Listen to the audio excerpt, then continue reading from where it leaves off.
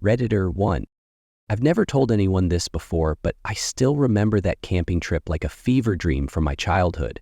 I was barely 7 or 8 years old, and it was one of those rare summer escapes when my dad decided we should get away from the city and rough it out in the wild. My older brother and I were thrilled. 3 of us in a battered old station wagon, driving down dirt roads lined with scrubby bushes and whispering trees. The air smelled of dust and wild grass, and the sky was an endless canvas of deep blue, slowly melting into twilight. We arrived at the campsite just as the sun was sinking, painting the horizon with streaks of red and gold. Dad had set up the tent with practiced efficiency, while my brother and I scampered around gathering sticks and marveling at everything around us. The night was full of promise, of adventure, and of the simple, unfiltered joy that comes with being a kid far from home. We sat around a small campfire, roasting marshmallows and listening to Dad's stories about the wilderness, about the secrets hidden in the dark, and about the legends of strange lights seen by travelers long ago. As the hours slipped by, however, the peaceful ambiance turned into something more unsettling.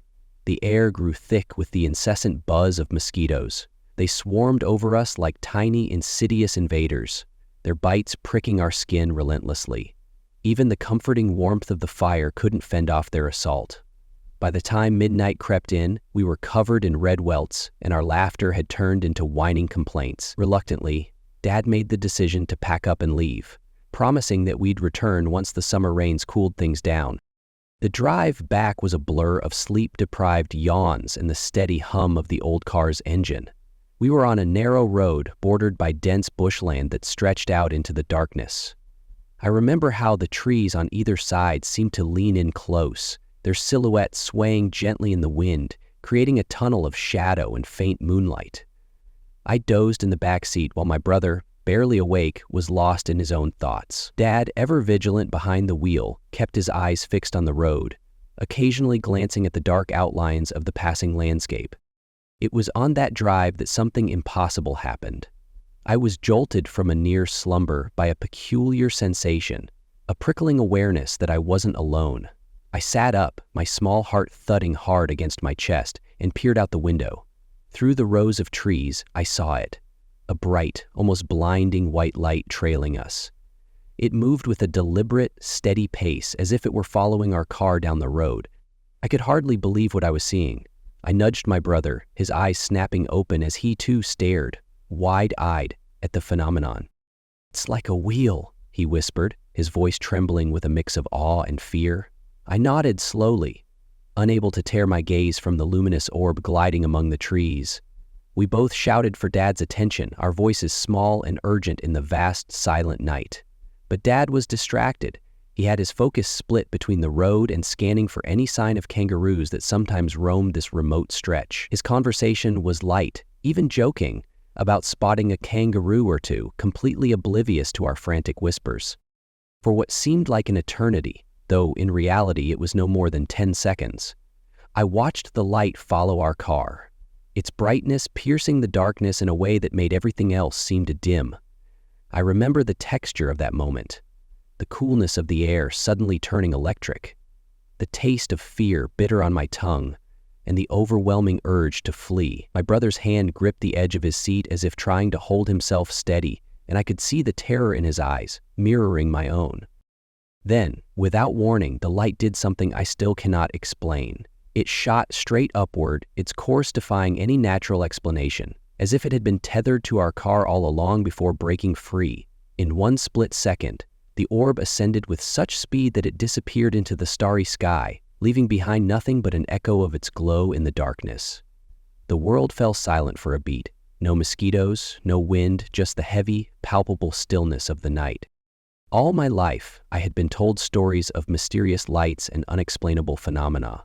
I'd listened wide-eyed as Dad recounted legends of men's lights and otherworldly orbs that wandered the skies, believed by many to be signs of alien visitations. I'd dismissed them then as fanciful tales meant to entertain children. But that night, the undeniable reality of the bright white light seared itself into my memory. I believed even then that these lights were not mere tricks of the eye, but something far beyond our understanding, a tangible encounter with the inexplicable. The remainder of the drive was spent in a haze of disbelief. My brother and I exchanged glances that spoke volumes, each of us silently questioning what we had just witnessed. The road ahead seemed less like a path home and more like a corridor through a world that had suddenly grown strange and vast. Dad continued his chatter about the wildlife, seemingly oblivious to the terror that had gripped his sons. When we finally pulled into our driveway, the early morning still clung to the air like a shroud, and I couldn't shake the feeling that the night had been a brush with something not of this earth. Years have passed since that camping trip, and I have grown up, my childhood innocence slowly eroded by the passage of time and the weight of unanswered questions. Yet, every so often, on a clear night when the stars are bright and the air is heavy with secrets, I think back to that night on the back roads. I remember the texture of the fear, the way the darkness seemed to pulse with a life of its own, and the image of that bright white light that vanished into the heavens with such sudden, inexplicable force. Even now, I find myself watching the night sky with a mixture of trepidation and wonder, haunted by the possibility that there are forces out there that we can never fully comprehend. The memory of that night, the vision of the orb, and the chilling silence that followed still linger in my mind, a reminder that some mysteries refuse to be explained, that sometimes the most profound truths lie hidden in the quiet spaces between the ordinary and the extraordinary. Redditor 2. I've never told anyone this before, but there's a story my dad used to share that still sends shivers down my spine. He grew up just a few miles from Roswell, New Mexico, a place forever linked to mysteries and whispered legends.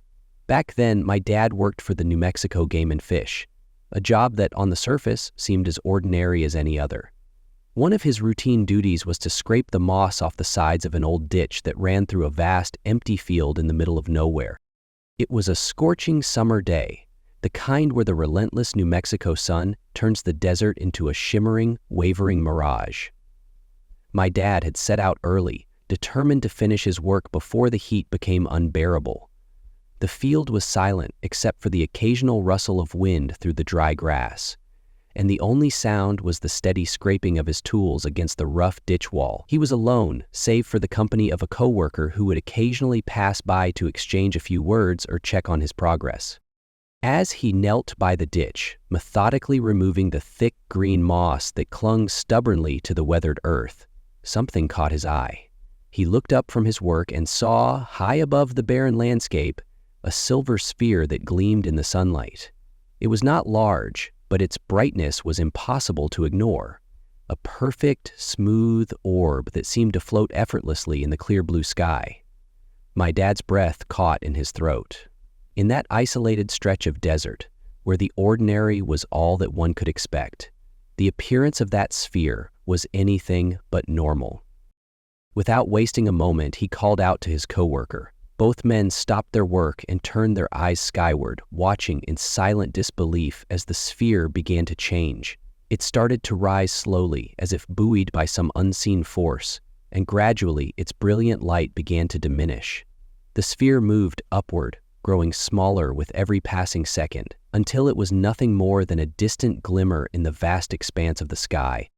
They watched it for what felt like an eternity, about 5 long minutes during which the world around them seemed to pause. The heat, the dry wind, and even the mundane task of moss scraping were all eclipsed by the hypnotic ascent of that silver orb. And then, as suddenly as it had appeared, the sphere vanished, disappearing out of sight and leaving behind a silence that was more profound than before. My dad never forgot that moment. He would later tell me that after the sphere disappeared, the field seemed to hold its breath in anticipation, as if the universe itself was waiting to reveal another secret. True to form, about 20 minutes later, the silence was broken by the roar of engines. 2 fighter jets, emerging from an Air Force base a couple of hours away, streaked over the field. Their passage was so sudden and so out of place that it seemed almost like an afterthought, a confirmation that something extraordinary had just occurred. I remember the way my dad's voice would tremble as he recounted the incident, mixing wonder with a trace of lingering fear. He described how the sight of the silver sphere and the jets that followed felt like a piece of a puzzle he could never quite solve. Over the years, as he gathered more stories and witnessed other inexplicable events, it became clear that the mysteries of the sky were a constant companion in his life. In recent times, my dad's journey has come full circle. He now works at the Roswell International Air Center, the very base where, according to local lore, the infamous alien wreckage from 1947 was taken and studied. He often ventures into the hangar where that wreckage was stored, and he tells me that the air inside is heavy with secrets. Every creak of the metal beams, every whisper of the wind through the open doors, seems to echo with the unspoken truths of a past that refuses to be forgotten. Sometimes, when I visit him there, I catch a glimpse of something in his eyes, a mix of nostalgia and dread, as if each step into the hangar is a journey back to that long-ago day in the desert. He speaks in low tones about the lights he has seen over the years, about other encounters that defy explanation. On one such visit, he told me of another night when he was out on duty, patrolling the perimeter of the base. While walking under the endless New Mexico sky, a bright, silvery light caught his attention. It moved with an eerie grace, almost as if it were alive, darting just out of reach and then vanishing into the darkness. That moment, he said, left him with an unsettling certainty that some forces in the world are not meant for us to understand. I've often wondered what my dad truly believes about these encounters. Part of him clings to the rational explanations, weather phenomena, secret military technology, or optical illusions. Yet there is another part of him, the part that grew up amidst the vast, enigmatic deserts of New Mexico, that believes those silver spheres and other lights are something far more significant. To him, they are messages from the cosmos, fleeting visitations that remind us how little we know about the universe and how vast and mysterious it truly is. Even now, whenever I drive through the barren stretches near Roswell, I feel a chill that goes beyond the cool desert night. The landscape, with its endless fields and silent ditches, seems to hum with the echoes of that long-ago encounter. I find myself glancing upward, half expecting to see a silver orb gliding silently across the sky, a beacon from another world, and every time I do, my heart races with a mix of fear and wonder, the same emotions my dad described on that fateful day. There are nights when I lie awake, the vast expanse of the desert sky above me, and I can almost hear the low, persistent hum of the unknown. I remember my dad's words, his soft, reverent tone as he recounted the story. That silver sphere was more than just a strange occurrence. It was a reminder that the world is filled with inexplicable phenomena, that the boundary between the known and the unknown is much thinner than we'd like to believe. I carry his stories with me, etched into my memory like scars, each one a testament to the mysteries that lurk just beyond the edge of our understanding. They have become part of who I am, shaping the way I see the world and the night sky. And sometimes, when the stars are out and the desert air is cool against my skin, I find solace in the idea that my dad's experiences, his encounters with the inexplicable, are not isolated incidents, but part of a larger, unfathomable truth about our universe.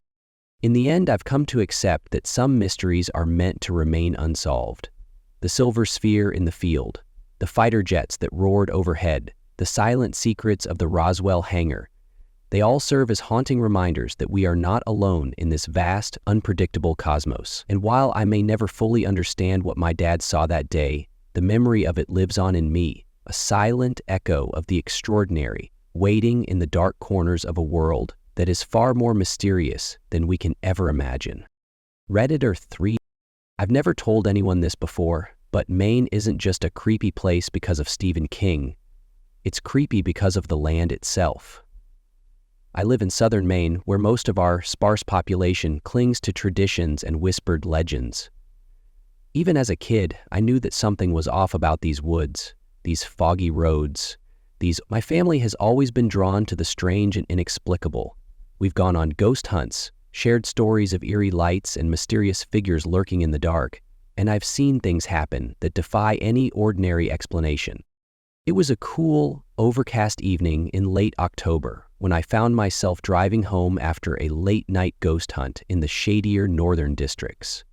The kind of night where the fog rolled in thick and heavy from the Bay of Fundy, swallowing entire stretches of road and blurring the line between land and sky. I had spent hours with my cousin, searching for signs of restless spirits in an abandoned farmhouse near the edge of the forest, a place where cell phone signals rarely penetrated and silence ruled. We'd heard the locals talk about the eerie happenings in that area, and though my rational mind balked, my heart raced with a mix of terror and excitement. After we wrapped up our investigation, I set off alone along an old country road that twisted between dense stands of pines and rugged, moss-covered rocks. The fog was so thick that my headlights barely cut through it, transforming the familiar road into a corridor of shifting shadows. I remember checking my watch, 11:42 p.m., and feeling a chill that had nothing to do with the crisp autumn air. It was as if the land itself was holding its breath. As I drove, the rhythmic hum of the engine and the soft pitter-patter of rain on the car roof provided a deceptive lullaby, but beneath that I could sense something was watching. I glanced at the rearview mirror. For a fleeting second, I thought I saw a silhouette merge with the fog. My heart skipped a beat. Was it just my imagination, or was there something following me? I shook off the thought and pressed on, convincing myself it was merely a trick of the light. Then, at exactly 11:47, I saw them, a pair of glowing eyes peering from the dense undergrowth by the roadside. They were too bright and too deliberate to be any animal I'd ever seen. I eased off the accelerator, my palms suddenly clammy as I gripped the steering wheel. The eyes flickered once, twice, and then vanished as quickly as they had appeared. My mind raced. Sasquatch, ghost, or something else entirely. In Maine, legends ran deep, especially in the French district, where whispers of Sasquatch sightings were as common as the fog. I slowed to a crawl, my senses heightened, and continued down the lonely road. Every so often, I caught glimpses of shapes moving in the peripheral vision of the thick mist. The road twisted ahead, bordered by gnarled trees whose branches scratched at the window like desperate fingers. I felt an oppressive weight, as if the forest itself were closing in around me. I tried to rationalize it.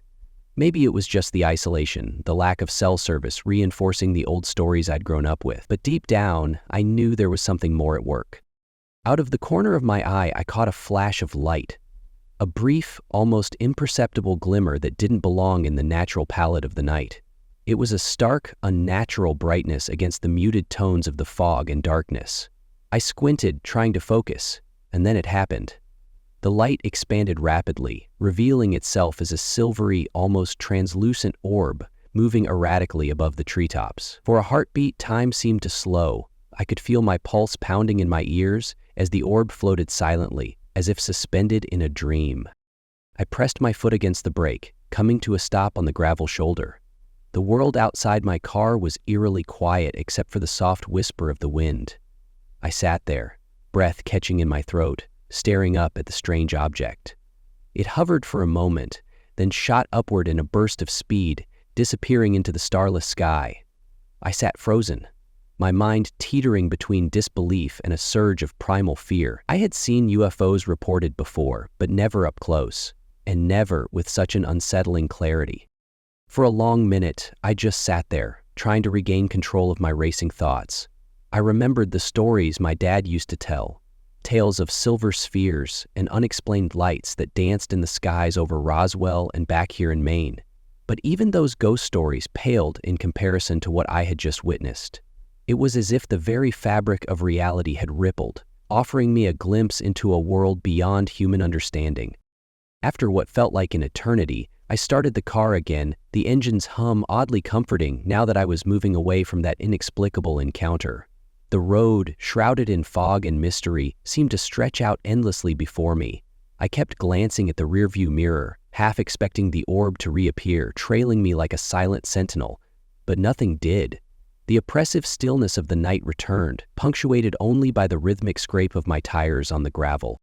I reached home just after 12:15 a.m., my hands trembling as I fumbled with the keys at the door. The familiar warmth of my living room did little to ease the lingering chill that clung to my skin. I sat down, my mind racing through a cacophony of memories, of family ghost hunts, of late-night drives on foggy roads, of whispered legends passed down through generations of Mainers who knew that, in this state, the ordinary and the paranormal were forever intertwined. That night, I couldn't sleep. I lay in bed, eyes fixed on the ceiling, replaying the events over and over. The vision of those glowing eyes, the silvery orb that ascended into the darkness, it all felt too vivid, too real. I remembered my dad's words, spoken in a low, serious tone, about how Maine wasn't creepy because of Hollywood horror or Stephen King's novels, but because the land itself was alive with secrets. I could almost hear the rustle of the trees and the soft murmur of voices from long-forgotten memories carried on the wind. In the days that followed, I found myself haunted by that night. I'd drive the same roads, searching for any sign of the strange light, but nothing ever happened again. Yet the memory remained, a stubborn imprint on my mind. I began to wonder if maybe Maine was not just a place, but a living tapestry of the extraordinary, a place where fog, forests, and folklore merged into a reality where the paranormal was just another part of everyday life. I shared the experience with a few friends, some of whom dismissed it as the result of an overactive imagination fueled by the isolation and the eerie beauty of Maine's landscape. But others, those who had grown up hearing the same whispered legends about Sasquatch sightings and ghostly apparitions in the shadier northern districts, nodded in understanding. They, too, had felt the unsettling presence that sometimes crept into the edges of their lives. Now, whenever I drive along those misty roads or walk through the dense forest near the French district, I'm always alert. I listen for the sounds of the unseen, for the rustle of leaves that might not be caused by the wind, for the sudden flash of a light that doesn't belong. Maine is my home, a land of perpetual twilight where the veil between the known and the unknown is always thin. And while I try to carry on with my daily life, a part of me remains forever changed by that night, forever wary of the secrets that lie hidden in the fog. I still wonder what that orb was, what force sent it soaring into the night sky. Was it a visitor from another world? A stray remnant of a cosmic puzzle that chose Maine as its backdrop? Or was it simply a manifestation of the land's ancient, inexplicable energy? A reminder that even in the most familiar places, the extraordinary can emerge at any moment. I may never know the truth, but the memory of that night lingers. A silent, haunting testament to the fact that here in Maine, weird things aren't just possible, they're inevitable. Redditor 4. I've never told anyone this before, but last night I had a dream that still clings to me like a shroud. It began in a way so vivid that for a long time I wasn't sure if I was still dreaming or if I had slipped into some kind of alternate reality. I found myself lying on the cold, rough floor of a barn, my body pressed against the hard wood, the chills seeping into my bones. The air was heavy with the scent of old hay and damp earth, mixed with something metallic that I couldn't quite place. The air was thick with ice and around me, other people lay scattered on the barn floor, all of us in the same unnerving position, as if we'd been collected and placed there by some unseen hand. I remember looking around in confusion, my heart pounding so hard I could almost hear it echoing off the walls. Then, as if summoned by our silent terror, they appeared. The aliens were tall and gray, their skin a smooth, unblemished shade of ashen white that seemed to absorb the dim light of the barn. Their eyes were large, dark, and completely devoid of emotion. And their arms? Oh, their arms were impossibly long, reaching all the way to the floor with an unsettling grace.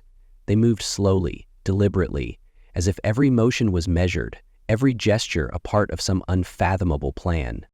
I watched in a daze as one of them approached. The creature's long, thin fingers extended toward one of the people lying nearby, and then, as if orchestrating a silent symphony, it reached out to hold their hand. The contact was brief, a cold, almost clinical grasp, and then it moved on to the next person.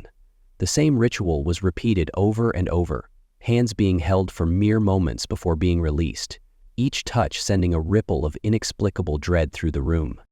When the alien finally came to me, my instinct was to cry out, to ask it what was going to happen, if it would hurt. I tried to speak, but the sound of my own voice was swallowed by the oppressive silence that enveloped the barn. Instead, I managed a feeble, trembling whisper. "Will it hurt?" I waited, heart in my throat, for some sign of an answer. The creature did not speak. Its head tilted ever so slightly, and it shook its head in what I interpreted as a form of disappointment, or perhaps a silent way of saying, "No, it won't hurt." That small gesture, devoid of warmth or reassurance, only deepened my terror. For a long, agonizing moment, I lay there, paralyzed by a mixture of fear and curiosity. Then, compelled by a force I couldn't understand, I reached out with my own hand. As soon as my fingers brushed against the aliens, the world around me shattered into a blinding flash of light. In that instant, the barn, the cold, the people, and the gray being, all dissolved into a cascade of colors. I found myself hurtling through a tunnel of white and blue light, the walls pulsing with an ethereal glow. The sensation was both exhilarating and horrifying, a dizzying mix of weightlessness and rapid motion. I could see fragments of space beyond the tunnel, distant stars, swirling galaxies, and the infinite darkness of the void. The rush of movement was so intense that time itself seemed to lose meaning. There was no sound, no touch, only the overwhelming sensory overload of shifting light and space. In that surreal passage, every fiber of my being screamed with both awe and terror. I felt as if I were being pulled apart and reassembled at the same time, a transient traveler caught between dimensions. My mind raced to grasp what was happening, yet every attempt at rational thought dissolved in the torrent of images and emotions. It was a moment of raw, unfiltered existence, a profound encounter with the inexplicable that defied every law of nature I thought I knew. Then, just as suddenly as it began, the sensation ended. I awoke with a jolt, gasping for air, back in the barn. The rough wooden floor pressed coldly against my back, and for a fleeting moment I wondered if the transition had been as seamless as my mind insisted. I sat up slowly, every muscle trembling, as the remnants of the dream began to fade. The aliens, the other people, the mysterious hand-holding ritual, they were all gone, evaporated like mist in the morning light. I was alone now, in a quiet barn filled with nothing but the echoes of that haunting experience. For a long while I remained there, trying to piece together the fragments of the dream, questioning whether any of it had been real. I remembered the cold touch of the alien's hand, the brief moment of contact that had sent my entire world spiraling into chaos. I recalled the tunnel of light, the rush through space, and the indescribable feeling of both liberation and confinement that had enveloped me during that brief journey. And then, as the first pale hints of dawn began to filter through the cracks in the barn walls, I accepted the bitter truth. It had all been just a dream. Yet, even as I rose and left the barn, the memory of that encounter lingered like a ghost. Every detail, the texture of the floor, the emotion in the alien's gesture, the blinding rush of white and blue light remained etched in my mind. I couldn't shake the feeling that what I had experienced was more than mere sleep-induced hallucination. The dream felt too real, too intricately woven with emotions and sensations that I had never felt before. It was as if I had glimpsed a hidden layer of existence, a realm where the boundaries between life and something else dissolved into nothingness. In the days that followed, I found myself haunted by the memory. I couldn't look at the night sky without feeling a twinge of anticipation, as if expecting that silver orb of an alien to reappear in some form. The touch of my hand, the flash of that mysterious tunnel. It all played over in my mind like a broken record. I even began to wonder if the dream had been a warning, a cryptic message meant to tell me something about my place in the universe, or perhaps about the thin veil that separates our reality from something far more profound. Sometimes, late at night when sleep evaded me, I'd close my eyes and try to summon that surreal sensation again. I'd imagine the barn, the long gray figures, and the cold, unnerving touch that had propelled me into that brilliant tunnel of light. But every time, the memory slipped away, leaving behind only a lingering sense of loss and longing for that inexplicable moment of transcendence. Now, whenever I drift off to sleep, I can't help but wonder if I'll be taken back to that strange space, if I'll once again find myself in the grip of those alien hands. I live with the constant question, was it all just a dream? Or did I actually cross some unseen boundary between worlds? The uncertainty gnaws at me, an ever-present reminder that in the realm of dreams, and perhaps beyond, the line between reality and the extraordinary is perilously thin. I sometimes share the story with Lola. She listens with a quiet intensity that makes me think she might have had similar experiences. In our whispered conversations, we compare notes and wonder about the nature of our shared nightmares. the possibilities of other worlds pressing against the edges of our consciousness. But even as we talk, I know deep down that some mysteries are meant to remain unsolved, that some encounters, however vivid, are destined to linger in the dark corners of our minds. So here I am, still haunted by that nightmarish vision, still trembling at the thought of those alien hands and that blinding tunnel of light. And though I wake each day in the familiar world of sunlight and routine, a part of me remains forever tethered to that strange, unsettling dream. A reminder that the universe is far more mysterious than we can ever hope to understand, and that sometimes, even in our sleep, we are not entirely alone. Redditor 5. I've never told anyone this before, but about 8 or 10 months ago, something happened that still leaves my heart pounding when I think back on it. It was around midnight, and I had climbed up onto the top of a deserted parking garage, 3 or maybe 5 levels high, just to get away from everything. The city was asleep, and the silence up there felt almost sacred. I was alone, save for a friend who had joined me on a whim. We'd been spending countless nights out here, sharing our thoughts under the open sky, watching stars and letting our minds drift free. That night, the sky was unusually clear, every star piercing through the dark like scattered diamonds. I sat there on the cool concrete, leaning against the ledge and letting the quiet envelop me. The breeze was gentle, carrying the distant sounds of a city that never quite slept. I was lost in thought, thinking about how small and insignificant our problems seemed when compared to the vast universe above. And then, out of the deep blackness, I saw it. At first, it was just a glimmer, an odd, bright light that didn't belong among the usual pinpricks of starlight. But as I squinted upward, the shape took form. A bright, 3-orbed object, hovering steadily in the sky. It was unmistakably triangular, with one orb positioned at the top and 2 others aligned at the bottom, all moving together in perfect, almost mechanical synchrony. I remember my pulse quickening as I tapped my friend's shoulder. "Look up," I whispered urgently, my voice trembling with disbelief. He followed my gaze, eyes widening as he took in the spectacle. I could see the wonder and the fear mingling on his face. In that moment, it felt like time had slowed. I tried to speak, to ask him what he thought it was, but my words were caught in the rising tide of astonishment. All I could do was watch as the object remained suspended there, its lights pulsing softly against the infinite black. Instinctively, I reached for my iPhone 4, desperate to capture this unworldly phenomenon. I knew it was a long shot. The phone's camera struggled even with the moon, let alone something so far out and mysterious. But I had to try. I fumbled with the device, tapping at the screen and adjusting my grip, but by the time I managed to lift the lens cap, the object was still there. I managed to snap a few blurry photos, though they only captured vague outlines and smeared streaks of light that did nothing to do justice to what my eyes had witnessed. For what felt like an eternity, though in reality it was no more than 20 seconds, the object hung there, silent and mesmerizing. I remember feeling as if those seconds stretched into an hour. The lights on the craft pulsed rhythmically, almost as if they were communicating in a language of flashes and hues. I could swear that for a brief moment, the orb at the top glowed with a deeper intensity, and the 2 lower orbs flickered in response, like a silent conversation in a language older than time. Then, as suddenly as it had appeared, the entire object made a drastic shift. One moment it was hovering, and the next it shot away at an impossible speed, as if it had hit warp speed like something out of a science fiction movie. The object streaked across the sky, its lights trailing behind it, and within moments, it was gone, clearing the entire horizon. The vast, starry dome above was suddenly just as it had been before, the void untouched by the mystery that had just unfolded.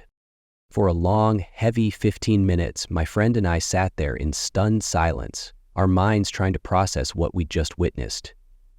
The quiet that fell over us wasn't comforting. It was the oppressive, lingering aftertaste of something utterly inexplicable. We didn't know who to call, what to say, or even if we should believe that what we had seen was real. In our confusion, my friend pulled out his phone and called his cousin. Her voice, crackling through the line, confirmed what we already suspected. Her friend, too, had seen the exact same thing. That small confirmation, that shared experience among strangers, only deepened the mystery. I remember the look on my friend's face, a mix of awe, fear, and a curious resignation. We both knew that what we had witnessed did not look or behave like any human aircraft we had ever seen. It was as if the object belonged to a realm entirely its own, a realm that defied the confines of our mundane reality. The image of that bright, three-orbed triangle burned itself into my memory, a vivid scar against the backdrop of the night sky. In the days that followed, I couldn't shake the feeling that something in the universe had shifted that night. I replayed the scene over and over in my mind, the way the lights pulsed, the moment of abrupt departure, and that disconcerting silence that followed. I shared the story with a few friends and posted it on a thread online, even giving it an ass credit for my own style, but it didn't receive much interest. Most people dismissed it as a case of overactive imaginations, fueled by late-night stargazing and the haze of a tired mind. Yet deep down I knew what I had seen was real. I began to question everything I thought I knew about the world. Were there truly other presences sharing our night skies? Or was it merely a trick of light and perspective, a rare atmospheric phenomenon that our eyes misinterpreted in the darkness? The uncertainty gnawed at me relentlessly. I'd lie awake on nights like that, the memory of the craft's warp speed departure replaying in my head. I'd stare out my window at the inky black sky, half expecting to see it reappear, half dreading the possibility. The experience has changed how I view the world. No longer do I see the night sky as merely a canvas of stars. I now see it as a vast, mysterious expanse, full of secrets waiting to be revealed. There's a sense of vulnerability that comes with that realization, a humbling awareness that we might not be the only ones looking up. The thought is both terrifying and strangely exhilarating. Even now, whenever I pass by a high vantage point, a parking garage, a rooftop, or even just a hilltop, I can't help but look up, my eyes scanning for any hint of a strange light. Every so often, I catch a glimpse of something unusual, a flicker of brightness, a glimmer that seems out of place, and my heart races with the hope of experiencing that surreal moment again. I often wonder about the nature of that object. Did it truly defy the laws of physics as I perceived them? Or was it merely an artifact of a fleeting moment of cosmic alignment? The fact that my friend's cousin confirmed a similar sight makes it harder to dismiss. It wasn't a shared hallucination, I'm convinced of that. The memory of that night remains one of the most profound and inexplicable experiences of my life. A vivid reminder that the universe is far more mysterious than we dare to imagine. Every time I close my eyes, I can still see that triangle of light hovering in the dark, its orbs pulsing in unison. It has become a part of me, etched into the very fabric of my memory, a symbol of the unknown that lurks just beyond our everyday reality. And even though most people might brush it off as nothing more than a fleeting trick of the light, I know the truth. That night, high above a deserted parking garage, I caught a glimpse of something that defied explanation. Something that, in that brief, suspended moment, made the entire universe seem both wondrous and terrifying. I will carry that memory with me forever, a silent testament to the night when the sky itself reached out and reminded me that there is so much more out there waiting to be seen. Redditor 6. I've never told anyone this before, but I remember it clearly. It was a night like any other, the kind of night when you think nothing out of the ordinary could ever happen. I was taking out the trash, my routine task that I'd done countless times without a second thought, when something in the sky made my heart stutter. I live in a quiet neighborhood where the streets are empty and the only sounds are the rustling of leaves and the occasional hum of a passing car. That night the air was cool and still, and the stars shone with an intensity that only a clear, unpolluted sky can provide. I stepped out onto the cracked sidewalk with a bag of trash slung over my shoulder. The street lamps cast long, trembling shadows, and I could hear the distant murmur of the neighborhood settling into sleep. The night was perfectly calm, almost too calm, as if the world were holding its breath. I walked towards the curb, my mind drifting between mundane thoughts of tomorrow's errands and the comforting routine of my nightly chore. And then, something caught my eye.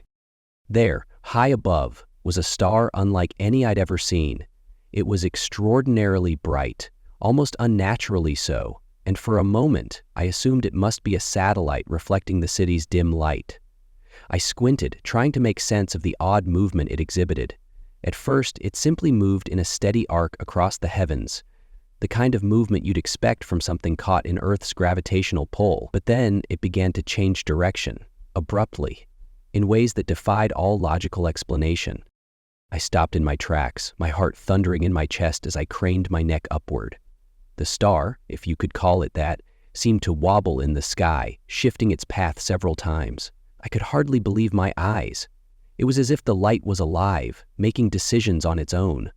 For a few long seconds, I stood there, frozen, my breath catching in my throat. I remembered thinking that this must be some sort of trick. Maybe my eyes were playing games with me, or maybe it was a rare atmospheric phenomenon. But deep inside, a gnawing certainty told me that what I was witnessing was far beyond ordinary. Then, as if the spectacle was not over yet, something even stranger happened.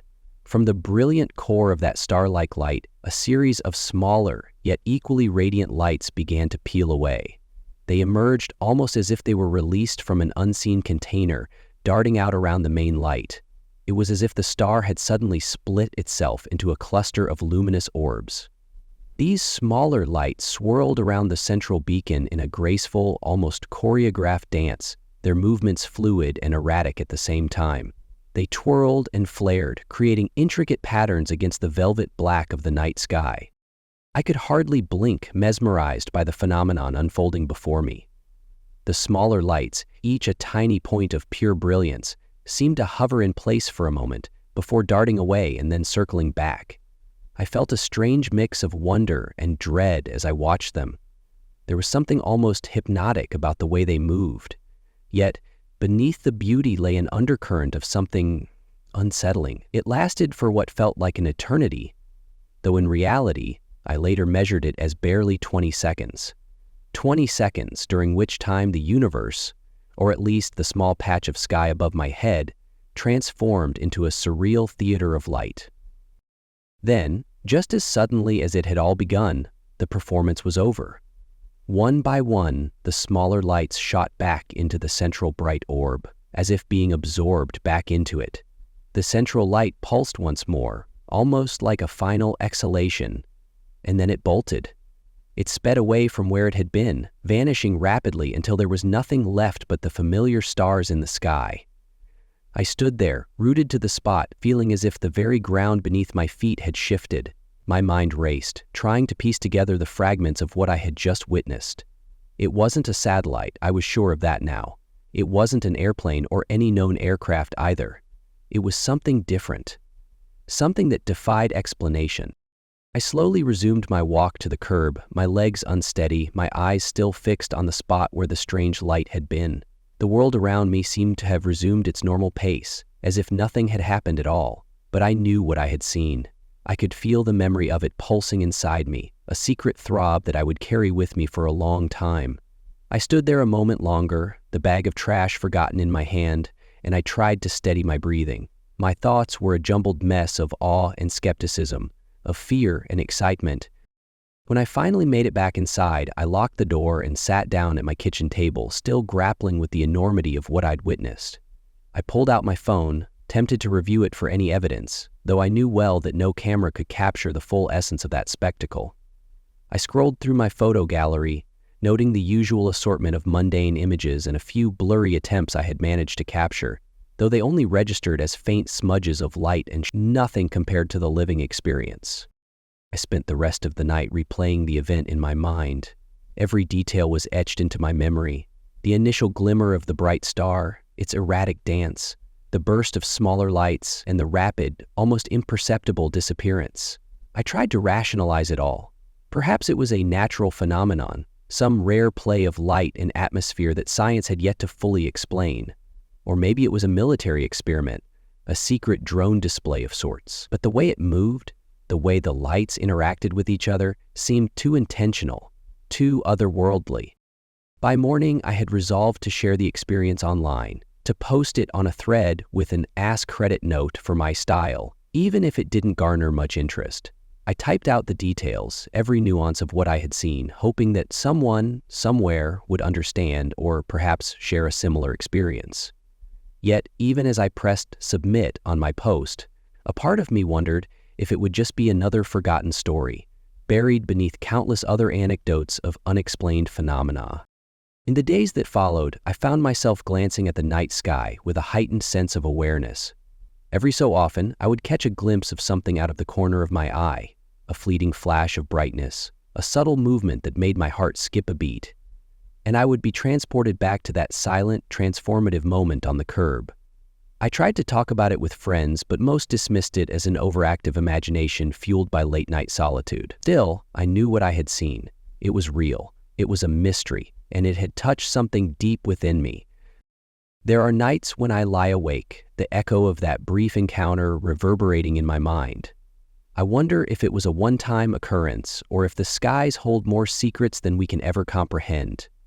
I wonder if somewhere, out there in the vast expanse of the unknown, there are others who have witnessed similar phenomena, whose lives were quietly altered by a fleeting moment of cosmic wonder. The universe is vast, and sometimes, just for a few seconds, it reaches down and shows you that you are not alone. Even now, whenever I catch myself taking out the trash or stepping out under a clear, starlit sky, I do so with a sense of expectancy, a silent hope that I might glimpse that inexplicable light once more. And though I have yet to experience anything like that night again, the memory lingers, a quiet reminder of the mystery that lies just beyond our understanding, waiting to be seen, even if only for 20 seconds. Redditor 7. I've never told anyone this before, but ever since I watched that documentary, The Portal, the Hessel and Lights phenomenon, my nights have never been the same. The film brought together established scientists and eager students with researchers from Austval University College in Norway and the Italian National Research Council, all intent on unraveling the mystery of unexplained lights in our skies. They chronicled events like the Phoenix Lights of 1997 and the infamous White House UFO flyover of 1952, and I remember thinking, humans know just about nothing. That thought echoed in my mind every time I recalled the TED Talk by John Lloyd Allick, where he insisted, "What's invisible is more than you think." I had seen countless videos and military reports on these phenomena, and I couldn't help but feel that I was on the cusp of something far greater than ordinary existence. It was a chilly autumn night around 11:30 p.m. when I decided to take a solitary drive along a deserted stretch of highway just outside my town. The sky was a deep, endless black sprinkled with stars, and the air was still, almost unnaturally so. I turned on the radio, half listening to static and fragments of news reports, but my mind was elsewhere, replaying the documentary's images and the academic debates that had seemed so definitive yet so inconclusive. As I drove, my thoughts kept returning to that nagging feeling that the universe held secrets too vast for our understanding. About 11:45 p.m., as I rounded a lonely bend near a stretch of abandoned farmland, I noticed something peculiar in the distance. A brilliant flash of light that cut through the darkness like a knife. At first I assumed it was a meteor, but then the light shifted direction abruptly. I slowed my car and squinted against the brightness. The object wasn't moving like a meteor would. It seemed almost deliberate, as if it were following a calculated trajectory. My heart began to pound as I realized that this was no ordinary phenomenon. I pulled over to the side of the road, the gravel crunching under my tires, and sat in silence, staring up at the heavens. The light, a stark white orb, pulsed momentarily before splitting into a cluster of smaller, shimmering lights that danced around it. For nearly 20 seconds, the display defied explanation, an orchestration of luminosity that seemed both deliberate and otherworldly. I watched in a mixture of awe and terror as the smaller lights spun in a chaotic yet mesmerizing pattern around the central orb, only to suddenly converge back into it. Then, as if it had fulfilled its purpose, the orb shot off at an incredible speed, vanishing into the darkness as quickly as it had appeared. I sat there, frozen, the silence of the night now punctuated by my own rapid breathing. Every rational explanation in my mind fought with the raw, unfiltered terror of what I had witnessed. Had I just seen a spacecraft? Was it a fragment of an experimental military device? Or perhaps something far more inexplicable? An echo of those mysterious events documented in the film I'd just seen? The memory of those words from the TED Talk haunted me. What's invisible is more than you think. In that moment, the invisible seemed all too visible. Shaking off the paralysis, I reached for my phone, desperate to capture any trace of evidence. But as soon as I raised it to snap a photo, the memory of that fleeting moment was all that remained. A blur of light and shadow that no camera, not even one as capable as my smartphone, could capture. I sat in my car for what felt like an eternity, though the clock told me only a few minutes had passed.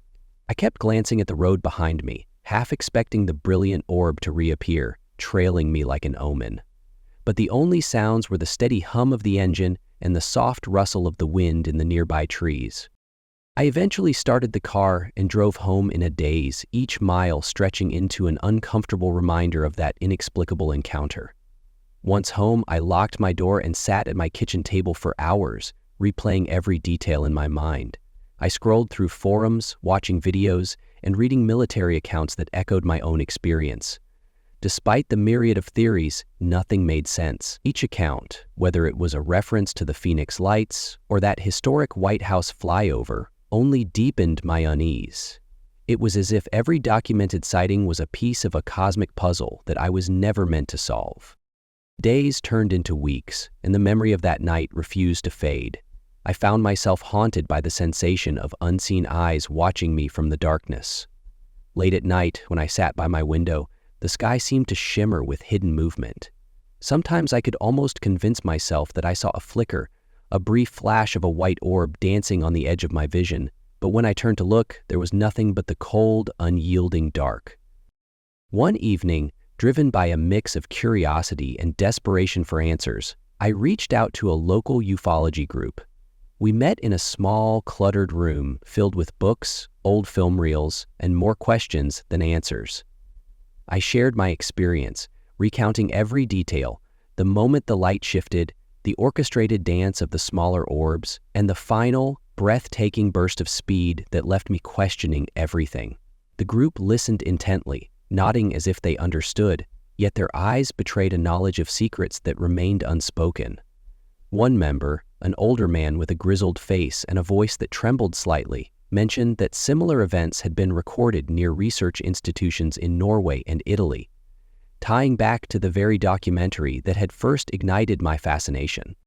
He spoke of portals, gateways to dimensions we were only beginning to fathom, and of phenomena that could not be explained by any conventional science. His words, though measured, stirred something deep within me, a mix of hope and dread. I left that meeting with more questions than answers, yet a resolve to uncover the truth, however elusive it might be. Since that night, I have dedicated countless hours to research, scouring archives, watching every documentary I could find, and poring over data from those infamous sightings. Every time I dive into these mysteries, I'm reminded of that singular moment on the deserted road, a moment when the universe seemed to peel back its veil and reveal a glimpse of something far beyond our understanding. It's a memory that lingers like a phantom, a constant reminder that we are, in many ways, utterly insignificant in the face of the cosmos. I still recall the precise moment of that encounter, the way the lights moved with an almost sentient grace, and the sudden, gut-wrenching fear that gripped me when the orb vanished.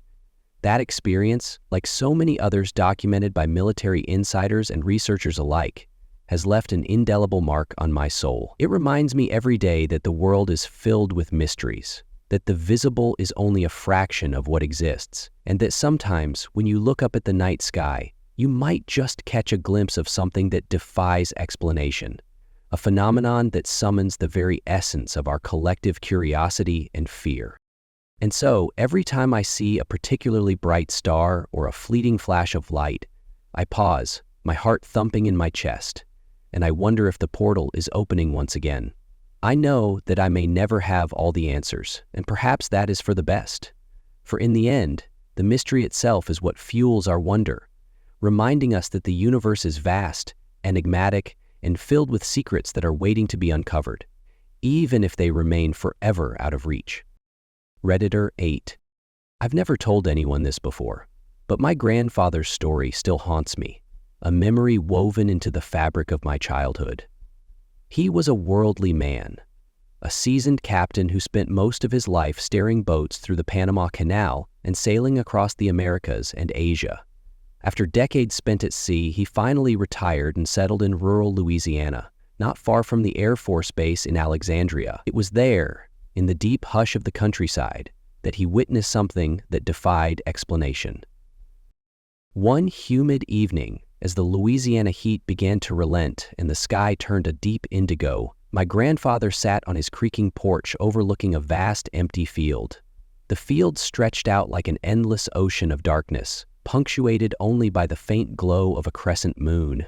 He was alone that night, with only the whisper of the wind and the rustle of the nearby cypress trees for company. The world seemed to pause around him as he sipped his evening coffee, a silent witness to the mysteries of the night.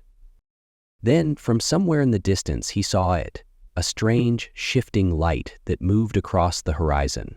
At first, he assumed it was a helicopter or some other aircraft coming in from the nearby base. After all, living so close to an Air Force facility meant that he was no stranger to the constant hum of engines and the occasional flash of landing lights. But this light was different. It glided silently across the sky, its movement smooth and deliberate, as if it were floating rather than flying. There was no roar, no mechanical whine, only an eerie, otherworldly stillness. For nearly 20 minutes, he watched in silent astonishment as the light maneuvered around the field. It drifted slowly above his house, veered toward the horizon, and then circled back, its course unnervingly precise.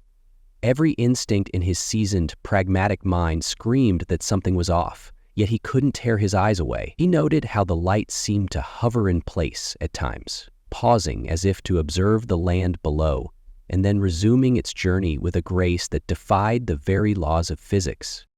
Then, as if reaching the climax of a cosmic performance, the light descended. It landed squarely in the middle of the field, a luminous orb set against the inky backdrop of night.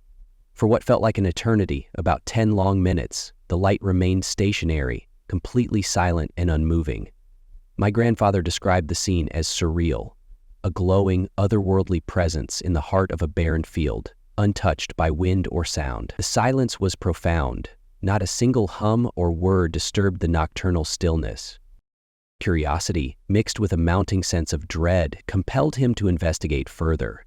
After the light had lingered, it slowly began to rise back into the air. With a measured, almost imperceptible motion, it hovered for another moment before taking off, disappearing into the night as quietly as it had arrived. When the light was gone, my grandfather walked down into the field the next morning. He searched for any sign that something had landed, a scorch mark, an indentation in the soil, any evidence that could hint at its origin, but found nothing. The ground was undisturbed, as if the mysterious visitor had never touched it at all. Even after all these years, he could never reconcile what he had witnessed. Living near the Air Force Base, he was accustomed to the familiar clamor of military aircraft and the predictable patterns of helicopters. Yet nothing he had ever seen in his long, adventurous life could compare to the silent apparition that had hovered in that Louisiana field. The memory of that night became a quiet, persistent echo in his mind, a reminder that there were things in the world that defied all logical explanation. I grew up listening to his recounting of that strange evening, the way his eyes would darken with a mixture of wonder and unease. His voice, usually steady and confident from years of navigating treacherous seas, would waver as he described the silent, luminous phenomenon. In his words, the incident became more than just an oddity. It was a glimpse into a world that lay just beyond the boundaries of our understanding, a world where the rules of nature could be rewritten in the span of a single, inexplicable night. Sometimes, when I find myself alone on a warm Louisiana evening, I wander out to the old porch and gaze across the open field. The memory of that silent light lingers in my mind, a spectral reminder that even in the most familiar landscapes, mysteries can appear without warning. I often wonder what force could have moved with such deliberate silence, what technology or phenomenon could account for an object that both defied sound and left no trace behind. The thought sends a shiver down my spine, a chill that no amount of humid, southern warmth can dispel. In the quiet hours before dawn, when the world seems to hold its breath and the boundaries between reality and myth blur, I sometimes imagine that I, too, might witness something extraordinary. Perhaps the universe, in its infinite vastness, harbors secrets that we are never meant to understand. A silent, enigmatic presence that appears only when we are most vulnerable to its inexplicable charm. My grandfather never labeled what he saw as a UFO, partly because he was so accustomed to the familiar sounds and sights of military aircraft that even the strangest occurrence could be dismissed as a misidentified plane or helicopter. Yet, he always emphasized that the defining aspect of that encounter was its silence. A silence that was both profound and unnerving, a silence that set it apart from anything else in our sky. I carry his story with me, a cherished yet unsettling piece of family lore that continues to remind me of the thin veil between the known and the unknown. It serves as a constant, quiet warning that sometimes, when you look out into the dark expanse of the night, you might just glimpse a fragment of a reality that exists far beyond the boundaries of human understanding. And in that fleeting moment, as the light hovers silently and then vanishes without a trace, you are left with the lingering, haunting question: what else is out there, watching, waiting, and moving in the silence of the night?